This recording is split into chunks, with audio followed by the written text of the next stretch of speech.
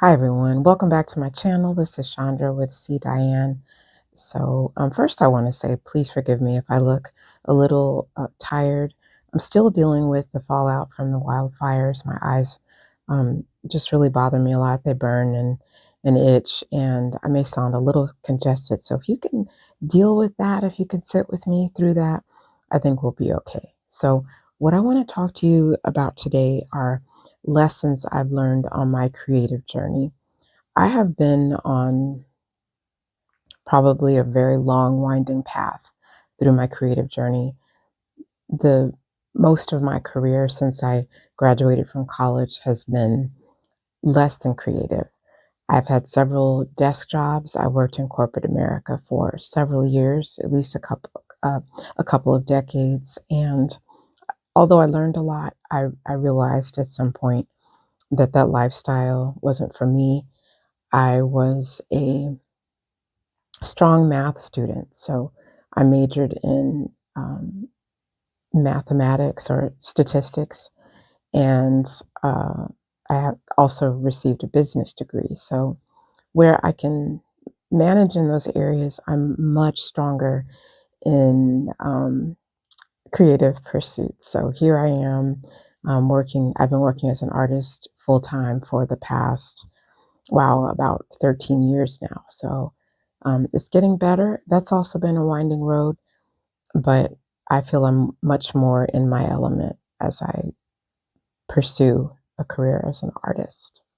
Now, I can't I can't look down on my math experience or ability. I think it really ties in with being able to be creative, and to be honest, it also supported my lifestyle for a long time.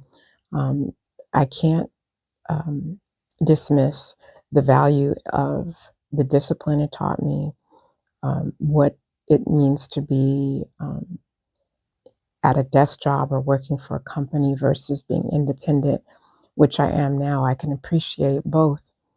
I just think that working independently for myself is much more suited to my personality. You will probably hear me talking about faith and my belief in the Most High a lot on this page. And at this point, I would say that I can't be creative without that faith as effectively anyway. So let me tell you a little bit about my background in terms of having a belief in the Most High God. My parents didn't insist that I attended church when I was younger, so I really didn't start attending church until I was an adult, and I didn't even attend church regularly um, until 2013, around 2013, I believe. And really, that only lasted a couple of years until I felt that I needed more than what I was learning in church. So I made a promise to myself that once I left, that I would study Bible scriptures every day for understanding and to develop a stronger relationship with the Most High God. And I can definitely say that the experience has changed me and it has changed my life. So, one of the benefits of reading scriptures every day and praying every day as much as I can in my daily life is that it has instilled a type of discipline in me that I probably wouldn't get anywhere else. It's also helped me to develop a mental clarity that I didn't have. And this has been a gradual process until really where I am now. There are so many things that happen to us in our lives. We have disappointments, we have losses, we have traumatic events. Our lifestyles often dictate high stress lifestyles. So we can often carry those through our lives, and they can contribute to our sense of self doubt, or just really having a difficult time focusing, or having the type of confidence that you need to follow through on things that are challenging and difficult, but also rewarding. The Most High God, or some people refer to him as our Heavenly Father, is the ultimate creator. He is unique, he's one of a kind, and he's like an endless reservoir of creativity. So developing a relationship with him also has helped me understand more about his approach to things, and that has helped me in my creativity as well. So, one of my biggest challenges has been perfectionism when it comes to any project I undertake, anything that I do. I get stuck in this idea of making every single aspect of it perfect until I actually become paralyzed by it. So that's something I've definitely have struggled with and see as a challenge, and I'm getting better now that I have so many different things that I want to accomplish.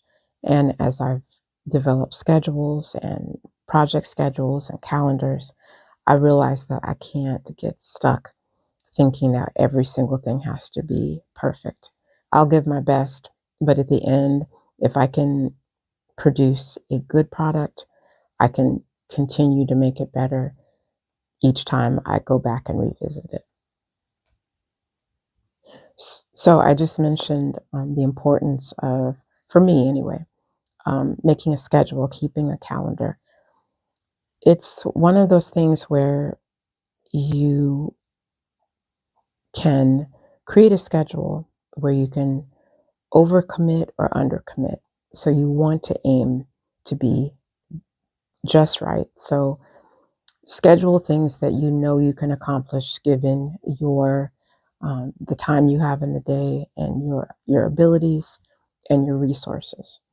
You can commit just a little above so that you make progress, but you don't want to create goals that are too lofty because then you will fail, and you don't want to them to be too, simplistic, because then you won't really make any progress. So the key is to aim right where you feel a little bit of pressure to get it done, not too much, but not too little. Otherwise, you lose interest in the goal or in your schedule, and that kind of can set you up for losing respect for yourself. I know that might sound strange, but your word is important to other people that love you and care about you, but your word is important to you as well. So if you say you're going to do something or commit to doing it and then you don't do it, your mind will start to think, I can not rely on me to get these things done, as silly as that might sound. But I think that if you aim just right with your schedule and you stick with it and you remain consistent, you will start to see the kind of progress that you are looking for. One of the things that I wish I had known earlier on, let's say like when I graduated high school and was in college. Now, college actually, attending university were some of the best days of my life. I had a lot of fun. I learned a lot. It was stressful, no doubt, but those are some of the best days of my life because to me, there were so many possibilities in life. The world was my oyster. I was ready to go out and get it. And then, of course, once you graduate and you're looking for a job or you find that job that you think you want and it's not quite what you expected, reality starts to set in and say, okay, what is it that I really want to do? Now, I had a lot of ideas even when I had that, let's call it that first kind of disappointing job. I had clear ideas on what I wanted to accomplish, but I didn't have a plan. I didn't have a path forward. I didn't have a mentor. So I was left to my own devices. I was left to what my mind um, could believe in. And at that point, it wasn't much because I didn't know any other creative people who were what I would have called successful, I didn't see a path forward. So I just continued on my corporate job path, but all the while I was doing my artistic pursuits as hobbies here and there until I realized like this is what I'm supposed to be doing. So I would say though that especially in this age, when I was younger and during that time that I just described, the internet was not really a thing. It was kind of, but not really. The things that are on here now are amazing. There are so many resources. There's almost really no excuse not to um, educate yourself on what you want to do and how to go about doing it. So I would say that follow your intuition. Um, and then with that, start writing down ways to achieve what you want to achieve. Literally, the sky is the limit at this point. You just have to believe in yourself and find people and resources that will support that belief in yourself. And you have to realize that it's all right to make mistakes. Mistakes are part of life. We don't have to always get it right the first time. If you fall down, you can always get back up. If you start on one path, you can always change what you're doing or modify what you're doing. I I can't recommend, um, you know, leaning this way and then leaning that way and just creating a lot of chaos in your life. But if you know there's something that you're really passionate about and you don't have the resources or the time, make a plan to develop those resources. Develop a plan to make the time, even if it's just 5 minutes a day. I heard Elon Musk mention that he spends 5 minutes a day on each of his businesses. And I find that to be actually a really good approach, especially, I mean, he has a lot of multi-million dollar businesses. He deals with a large staff, so that could be a good thing or a bad thing. It remains to be seen. But for me, if I were to spend 5 minutes on everything that I do, it could really be a game changer. And actually, in fact, what I've been doing is I spend a little more than 5 minutes a day on each of the things that I do. And I've seen just so much progress. It's been amazing. So keep that in mind.